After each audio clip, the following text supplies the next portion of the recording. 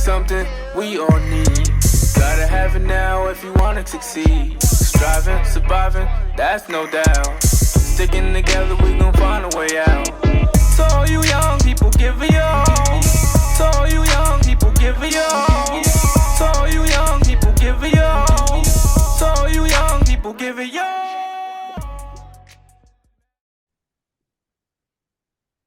Good afternoon, the back community.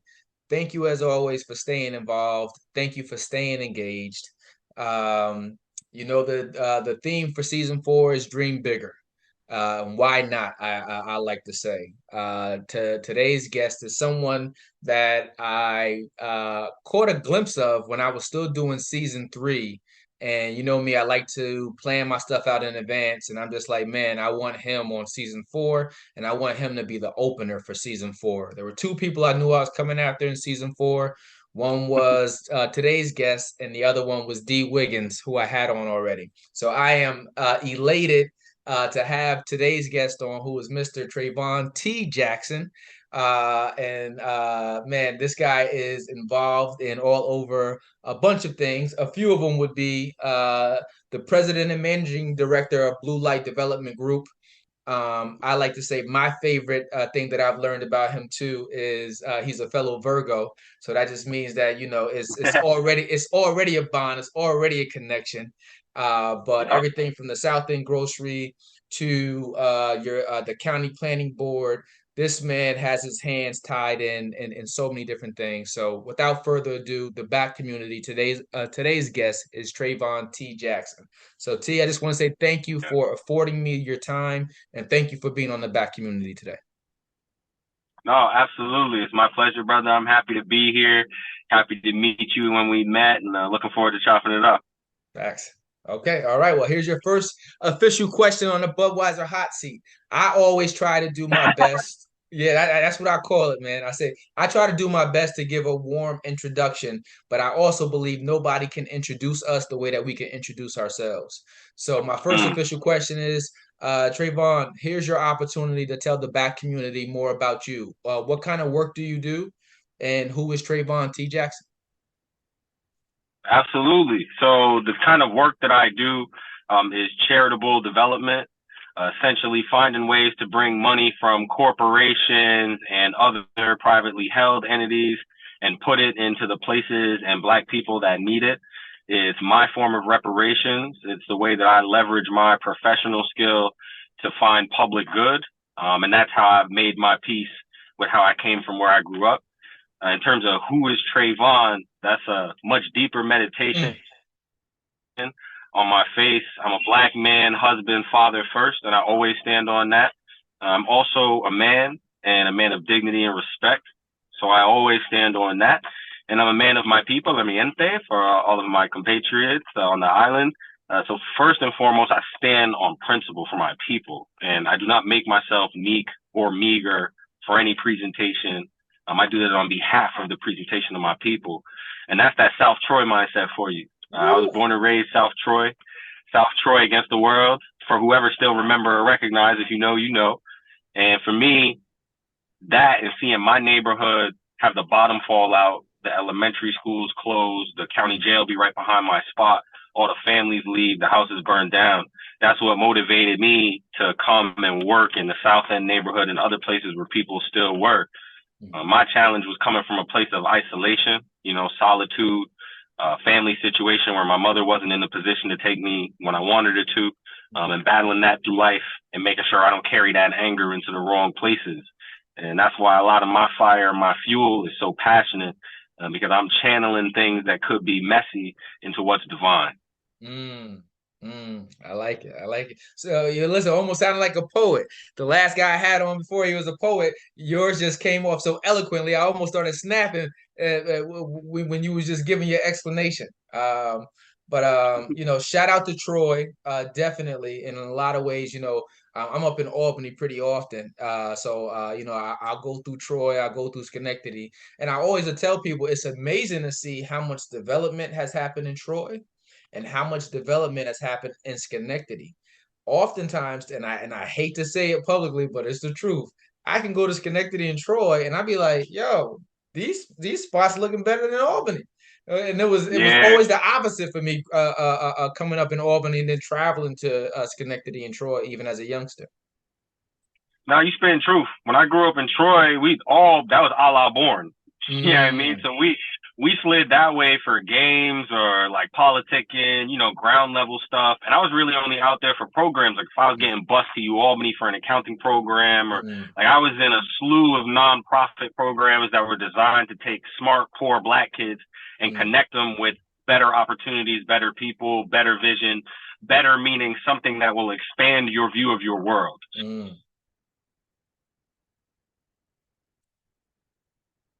Okay, I think I lost you. But if you can hear me, I was going to say, to your point, it reminds me of Sponsor a Scholar or 518 Elevated, right? Exactly. Right. And it's just like, and that's another thing that we have in common, and I didn't learn that until earlier this year. But, those programs and the life-changing elements that you get just from exposure. Being a kid that grew up in these neighborhoods, the exposure that you get, like going to SPAC and seeing the Harlem Boys Choir, going on all of these different college tours and stuff like that, from programs like you just said you were involved in, from accounting exposure and all of that stuff. Exposure and consistency, I think, changes the trajectory of all of us, especially as young adults, though. Well, absolutely. And in my case, my trajectory for people who are local to the region or who have been familiar with me, I've been blessed to be visible through my journey of success. So in that, there's been a lot of reflection on my trajectory and how it's always looked, right? It's always looked as though it was upward, but I lived in a space where it felt ground level in the struggle. And for me, it was always penthouse, pavement, or curb. I'm going to be who I am. And I came first and foremost from a block where I was a street runner before anything, right? And I never felt comfortable, jumping face first into a gang environment, even though my family did that. They didn't want me to do that. And I was already starting behind the 8 ball with the people who could be in my space as guardians and their availability. My grandparents raised me, and I'll always love them and be grateful for the journey that they put me on. But it was also one of isolation, because we as Black people will glaze over the traumatic and the uncomfortable if it is presented as a better option than the alternative. And for me, because I was not in a foster home and I was with my grandparents, we glazed over the discomfort of absence. We glazed over the channeling of anger. We glazed over the presentation and the romanticizing of me doing better than everyone thought I would.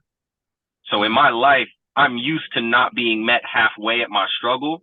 And that's why even today I look like someone who doesn't need help or doesn't require help or doesn't need to embrace help. A lot of that is self-reflective in how people view me in my ascent to the position that I'm at. And it's hard to hold the blessing in one hand and the critique in the other and have them feel like the same weight. But that is Trayvon. I love it. I love it. And it's one, I appreciate your vulnerability in the explanation of it, because none of us live just singular lives, right? It's kind of like oxymoronic in a lot of ways, like how we end up being where we are. It's just like, I'm not supposed to be here, actually. But then it's just like, yeah, so, but then to your point, it's just like, hey, well, you know what? People say like, I shouldn't have anything to complain about because I had somebody, but I didn't have the dynamics that, a part of me thought that I should have too. Right. And it's really deep because, it took me to get older. It took me to get married. And it took me to dive into this one book called How We Love. Right. And it talks about attachment theory. And like who we are as adults has everything to do with, our interactions with love, how love was shown to us as kids. And I think the older we get as people, we think that what happened to us previously doesn't affect us. And it's so far from the truth. No, that's a whole fact, brother. I didn't think I was going to live to 18. And then when I hit 18, I was like, okay, I lived this long. I got to survive. So then my mindset switched to just straight eat, provide, do what you got to do to get resources in. And then you do that, and I'm like, okay, but I'm running around. At this point, you know what I mean? By 19, I'm in Chicago working at the investment bank, and I'm splitting time running around Atlanta. So I'm playing ball on the South Side when Almighty So drops, right? Like, that's the type of environment I'm in, but I always feel comfortable. Like, if you from the hood, you know what any hood feels like. And for me, it's always been this dichotomy of a boardroom and the street and that real penthouse pavement curb mentality. And it's reinforced by Yasin Bey, formerly Mos Def, because you don't have to fracture who you are as a person into multiple points of expression if you can grapple.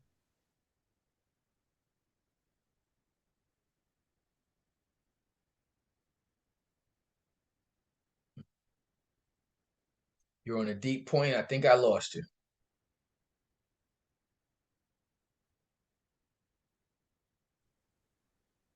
Oh, I hear you. You hear me? Yeah. So Yo, I'm telling you, man, in all possible ways, the feds are bugging my life. I know this. I know this. I'm telling you. But even that's an example of like people just speaking straight have always viewed me as, and someone said this to me and about me, that I'm like a black elite.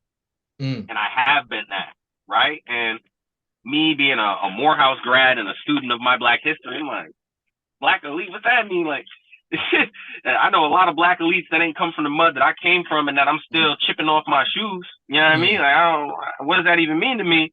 And I had to do some meditation to realize that I was blessed with an ability to empathize with a diverse array of people. And it's because I was so detached when I was young. There's a lot of biases that I didn't build off strength of having to just rely on my inner voice. And when you just talk to yourself, right, you're used to bringing in other people's perspectives under the mask of your own because it's your mind approximating other contact. It's like the imaginary friend syndrome. It's your friend, but it's you talking as your friend. So for that, I always found peace with older white people, Indian, Arabic, even in terms of how I upload language and cultural expression and how I try to build myself as a man and what I try to reflect that I see in the world. So taking that step back, it really becomes a matter of who can you empathize with and where. It's not what world are you in or what person are you, because I would have multiple personality disorder trying to fit into all the boxes people put on me. I just show up as myself in any room that I'm in. And that's where the this or that comes into play. Is he this dude who came from this and now he's just playing in these spaces, these corporate spaces, as a hustle, as a way to get ahead? Is he already ahead? Is this a corporate dude who is always up and is just showing the environment around him and how that patterns his culture and how he moves? In real talk, I'm a dude that made it from somewhere I thought I never would. And now I'm doing it so publicly that everyone has an opportunity to watch my metamorphosis as a man, right? I turned 30 this year. Congratulations. Turned 30 this year, right? So when you look at someone with an assumption or a presumption of blessing or anointing, you can lose the testimony part of the journey. And what I think people are seeing of me more now that I'm living unabashedly is my testimony. And that's a beautiful thing, to share your testimony with other people like-minded and not, because that's how you build faith. And that's what I operate on. Okay. And, I just had to add one point to it, is just realizing that you can authentically be who you are without changing your core elements was crucial. And I think that is crucial for a lot of young Black males. I think it's crucial for a lot of inner city kids as a whole, right? Because we're taught like you're a sellout if you're smart. You're a sellout if you get a good job. You're a sellout if you move away. You're a sellout for all of these things. And it's like, you're a sellout if you have white.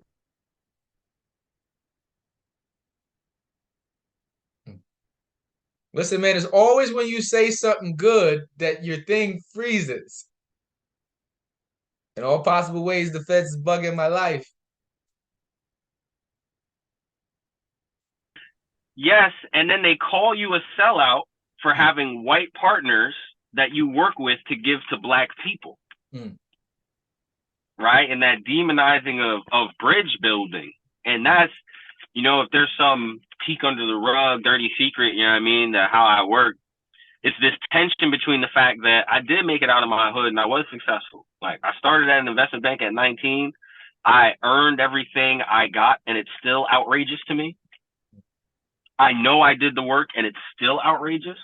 I'm the only Black youngest person in that bank class, and the first grip of money that I touched, that first $1 million I made for myself, I gave away. Mm. That's how things like the African American Cultural Center and other projects and Blue Light and things built up to the point that they did, where people were just looking up, and we're making all these moves in this motion, and I'm not indebted to nobody. Nobody's my handler. I'm not coming here as a proxy for someone else. I'm speaking as me, right? And then you hit the point of, okay, that happens, but how? How is it believable? I had another local white philanthropist, an older gentleman. He goes, I've never seen a Black philanthropist that's young. Mm. What do you, why, who, how does that even happen? What does that even mean? And on strength of that, me making it out, doing what I did, giving first, right? Now you fast forward, you arrive to the present where it's, okay, yeah, we do take on debt and lose money and go into difficult business situations to serve other people. And when those things happen, we reach out to partners to help us. Mm. And the partners I always reach out to first, real rap, white, professional, and business. Mm. Because to me, that's our form of reparations, and we have that understanding with each other in our rapport. This isn't money that's somebody's. This is money that's borrowed over time and was held in abstract from the people who really should have had it. Mm. You're guiding these resources on behalf of people it was stolen from. So now for you to give that back and do something positive through a vehicle, that's not selling out. That's literal reparation, right? But getting people on a front page to play them out and put a title on it, a tagline, whatever the case, that's not going to be successful. You got to treat people as real people. That's going to be your ally. Okay. Yeah, and it's my experiences have taught me in life, that there's good Black people, there's bad Black people, there's good white people, there's bad white people, right? I lived over in Africa for a while. That experience changed my life, right? And I have white friends, I got Spanish friends, I got Arab friends. The one thing I've learned is that I just genuinely like good people. Period. Right? Help me to find good people. Help me to find people who genuinely want to help. And it seems like, your earlier experiences are what shaped you to have the heart and the passion to move and operate the way that you are as it pertains to community development. And it's absolutely commendable. Shout out to Morehouse. Any HBCU gets favored with me, even though I went to the best school in the world, which is Johnson C. Smith University in Charlotte, North Carolina. I'm just saying. But I know about the allure and how much Morehouse means to Morehouse men. With the double clenched fist, bro, you're doing me crazy right now. Look, the Morehouse, all right, you got it though. The only reason I went to Morehouse, I'll keep it real, I only knew Morehouse off strength of like the name reverence. So like you say Morehouse and the weight that came with it. But I thought I was gonna run track in college, and then Morehouse came with an academic scholarship. And they're like, yo, this is a Black dude from up north who's smart. We don't got a lot of those down there in Atlanta. And they got me to come down. And it was a beautiful experience for all of that. But you already know Morehouse is the best HBCU, man. And it's low key, it's not even off strength of Morehouse. It's off strength of Spelman being next door. Facts. Listen, add that part. My niece is there now. But add that part, add the fact that you got Clark Atlanta right there too. You got the trifecta. You say, well, listen, you can't go wrong right here. There's no stronger place for Black people than an area where Black women are empowered and in strength. And that is definitely what that is. Okay. I love it. Well, let me see, man. I'm going to get to it because I can probably talk to you about a lot of different things. one of the things that I love about the Back Community podcast is that it gives me the opportunity to connect with the people or my guests more on a one-on-one basis. And it's just like oftentimes we see each other as adults, we see each other as who we are today, but we forget to visualize who we are as individual people and the person that makes you who you are. So one of the ways that I get to peel back those layers is by doing fun games and something that I like to call rapid fire. Okay. So 60 seconds of questions, just All asking right. you more about Right. who you are, and I'm going to get a chance to learn more about you. I always tell people I can tell a lot about you by the music you listen to, by the Right. movies you watch, or the Yep. places you visited. But are Okay. you ready for this 60-second round of rapid fire, sir? Yo, I'm ready, and I feel like this is gonna be fun because my wife is gonna grill me on my answers after, and that's gonna be the part two. Let's go. Let's go. Let me see. I'm gonna start you off with what is your favorite shoe or sneaker if you had to choose one? Oh, that's wild. Favorite shoe that I have right now is probably a pair of Steve Madden combat boots. If you said favorite shoes all time, it would either be a pair of Converse All Stars, all leather, high top. I used to skateboard in those, or it would be a pair of Air Jordan 1s, all leather. I used to hoop in those. Basically the same shoe. Okay, you just went the whole full gamut right there. Okay, all right, That all right. If you had to choose any place in the world that you would choose to live, where would it be and why? Oh man, I lost you again.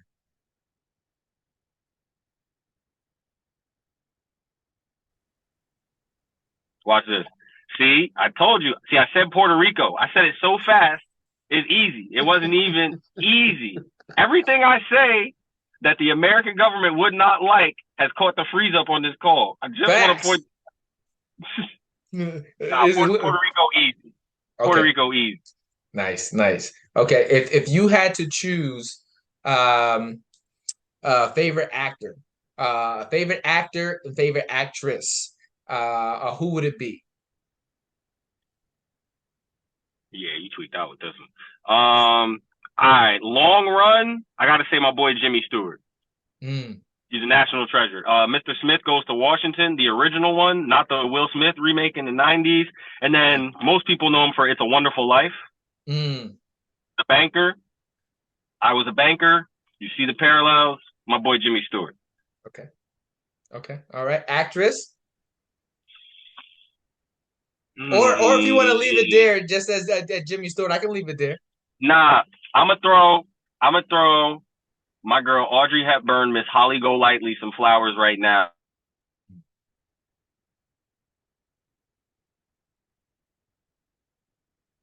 Yo, I am upset that you keep freezing out on me, T.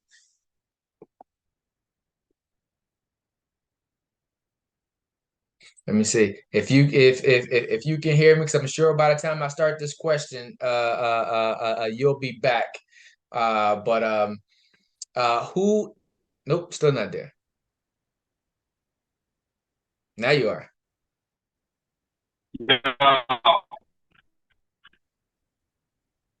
Nope. Yo, I said oppressed people and my Wi-Fi crashed. Said oppressed people and my Wi-Fi crashed. Miss Holly Golightly, but always thought she was short to rally, not sexy to do so. I would say Audrey Hepburn's my favorite actress. All right, all right. And if you had to choose, what would be your favorite cheat meal?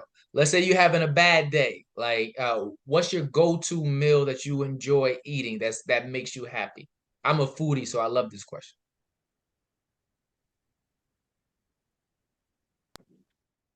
Me, the Philly cheesesteak. Every time I've had it, it's that. It's that. In Philly or just anywhere? Anywhere, shit. Listen, I'm telling you.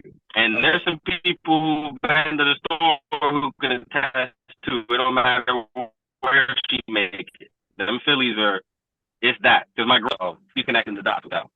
Okay, okay, yeah. Whenever I go to Philly, man, it's a spot called Delisandro's. Man, I love it.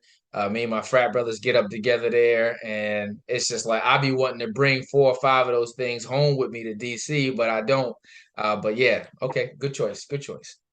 All right. Yeah, man. All right. Yeah, Well, man.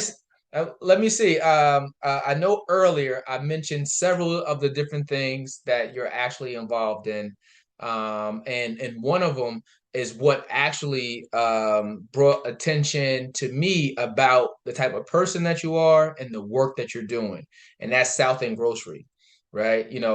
For a person like before I moved out of Albany, I lived on Trinity Place. And that was my community, the South End area before I moved out of Albany. And when I seen what you did with the South End Grocery and transformed that area into a grocery store, I thought that it was revolutionary. One, because it was a black man, black organization behind that, and seeing the relevance of bringing a grocery store to an area that they consider to be a grocery desert. Just means that there's no grocery stores there. But how was it for you envisioning the thought of what the old McDonald's could be? How was it for you? Where did that idea come from, and why? And why? No, I appreciate that. And I'm looking up. I'm seeing. I don't know. Already talked for a minute. So I'm being mindful of time. I want to make sure I get to touch on this before we got to close anything up. Vision wise, honestly, it was a lot of me allowing myself to be led by what other people wanted and needed and what I felt I was receiving in that space. I have no grocery experience, and when I pulled my wife and my family into the project and we did what we had to do to make it come to fruition, none of us had grocery experience. We just had experience being black and listening to what people need, first and foremost. And that's what was relayed to us, so we listened. The project was an exercise in listening, first and foremost. And then at the point where we opened and are operating and are encountering the real struggles and trying to renovate the place and put it together in a way that makes sense, that's all learning. Right. So it was built on listening and learning before anything.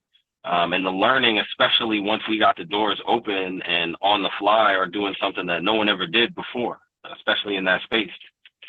Absolutely. And that's, like I said, that's what stood out to me about it, is because in that area where, and you never really think about it until you step outside of it. And you're like, well, wait a minute. There isn't any grocery stores here in this area. And just like the closest grocery store is up on Delaware Avenue or something like that, right? But long story short, Yeah, it was it's like it a was mile and change away. huh? Yeah, it's like a mile and change away. Yeah. And the whole idea was, that's too far for people, seniors, neighborhood folks, the folks who matter, the ones who shop with us consistently, the 1,000 or so customers who are always part of the vision and the consistent clientele we have. Taking a bus trip to go back and forth and carry all this stuff is not realistic. And we stood on that, and we stood on the idea that this should not be something that the people have to pay for out of their own pocket. And that really only became necessary because funding commitments from other partners did not come through, whether it's the county or city or other organizations, paying their share or doing their work. And in our case, our appetite to help others outgrew our personal wealth. Gotcha. And I feel like that's a wonderful place to be in spiritually, right? You say to be a generous giver and to give more than you receive, and do it in faith and understanding that the universe, God, whoever fuels you every day will restore your needs and build you up bigger and greater because you showed up for the people you were supposed to. And I will never let my family be destitute for anybody. Nope. And we will always stand on principle, even if it's beyond our current means. That just means we need to level up to do the work we're trying to do. And we've done a lot of level ups through this process to get to the point we're at now. Yep. And I remember opening my mentoring organization there in Albany. And I ran that for 9 years, right? And a lot of it was off of my own dollar and the dollars of my partners who was running it with me. And it's like, sometimes you can want more for people in an area than they want for themselves, right? And that's a tough thing to do, right? Especially when you feel like you're in a position to try to help and you can see a vision. And I can tell, like, from you, moving away, going to Atlanta, having your time in Chicago, is like we bring back those experiences with us, right? We bring back those experiences, and it was like being in Charlotte changed everything for me for school. It was just like, oh wow, it's just like you can have a whole nother life down here. They're doing it this way down here. It was just like, okay, well, I can come back, I can bring this to Albany too. But it I also learned a great lesson through there, that what you just mentioned too is it's like, sometimes at our own expenses, we're trying to save other people. And I accrued debt, I racked up debt, and it was like I had to realize it was one of those things that I had to let go in order to really build myself up the way that I am now, or where I needed to be. And what the Jay-Z say best is like, how do I help the poor if I'm one of them? So I got rich, then gave back. Now that's the win-win. No, that's a whole fact, and that's, you know what I'm saying. I'm sitting here meditating. Like we said, we could talk forever and go so deep with this.